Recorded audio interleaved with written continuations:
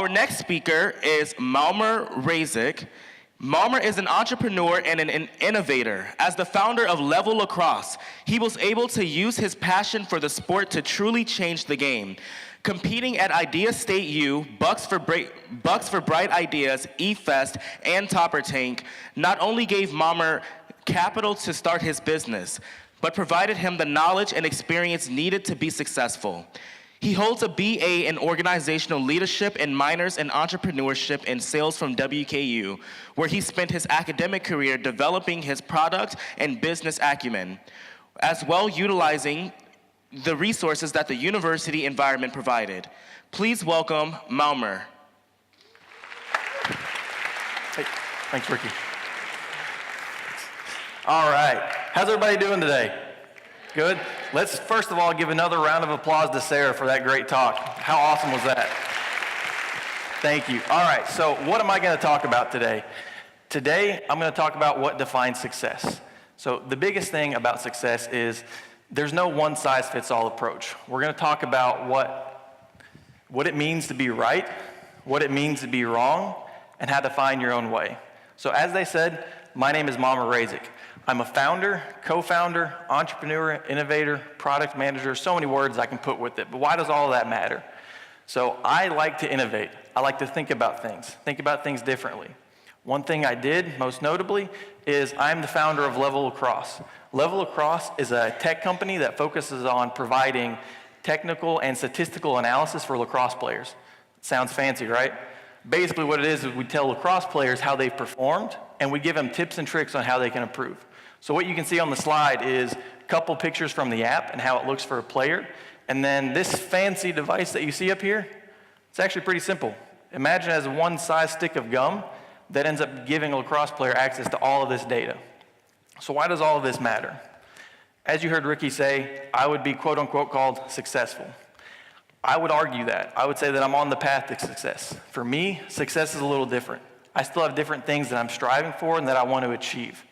So let me ask a question first. Who here wants to be successful? Everyone? It's not a trick question, it's okay. All right. So going forward, why is this important? It's because success is different for everybody. What I find important might be different than what you think is important or what you want to achieve. Dr. Albert Schweitzer said that success is not the key to happiness. Happiness is the key to success. If you love what you do, you will be successful. And I think that's important. As an entrepreneur, I really have to love what I'm doing. I can't just go Monday to Friday, 8 to 5, and well, I can't say what I want to say, but I can't just go and give a slacking approach as far as how I do this. I really have to drive and use my motivation and my passion to be successful. So what we're going to do now is the first couple slides that we're going to go through. I want everyone to raise their hands as the picture comes up if you think this is what defines success, okay? All right, who thinks this is successful? Having a fancy house, fancy car, it's okay, it's not a trick question if you think that's successful. All right, so we got some. Let's see. Tell me why.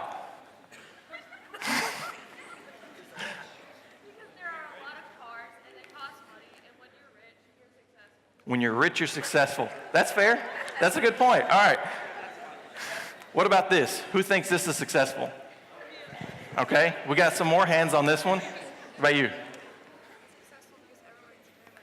Everyone needs a family in life. That's a very good point. How about this? Working in an office. Not as many hands, and I can understand, but tell me why. You're getting paid. Fair. Okay, finally, what about this? Graduating. I think your teachers might be a little upset that there's not as many hands as they'd like to see up here, but that's a fair point. What about you?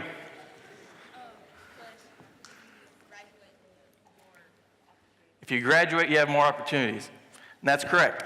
So the point of all this is to show that success is so different. You can have a fancy house, fancy cars, have a family, work in an office, graduate college, but to some people, that might not be important. The person sitting next to you might have a different definition of success, and they might have different things that they want to achieve. So what does this prove? Going forward, what you have to do is really find your own way. Find what's important to you. There are no secrets to success. It's the result of preparation and hard work and learning from your failures. One thing I like to think about is, as success, you have to take advice, right? There's no one-size-fits-all approach. How many of you have seen stuff like this online that says, the 8 things you have to do before breakfast to be successful? Most people have seen that. Or the 10 things you do before you go to bed, or that all successful people do. That's all really a lot of BS. Because what really happens, you have to take it as advice. There's no guideline for what you need to be successful. There's no magic way, there's no magic answer, or a playbook that you can follow. What you really need to do is take that advice, take that knowledge, take the experience you get from school, from others, and what you learn, and piece it together. Because odds are what's going to happen is you're going to find either something that they've missed, you're going to find what works best for you, and you will probably end up being more successful than if you were to follow the advice of somebody else. Because your life is different than theirs. What you want, again, is different than what you might see online. So how do we think about this? When you're going to be successful, you're going to fail. It's okay to be right, and it's okay to be wrong. The road to success and the road to failure are exactly the same thing. So back on the quote-unquote when I said I was successful, I've had to fail more times than I can count to get to where I am today. Level Lacrosse and the picture you guys saw there didn't happen overnight. I had to go through about 25 different prototypes. My first prototype, I broke apart a Wii remote and had to use that. That didn't work. As you would imagine, Wii was not very happy about the idea of me maybe using their products to make money. They didn't like that. So you had to think about things differently, and I failed. I had to fail constantly to try to think about different ways and what to do to go from there. And sometimes you have to realize that it's okay. Failure is sometimes the best thing that you can do.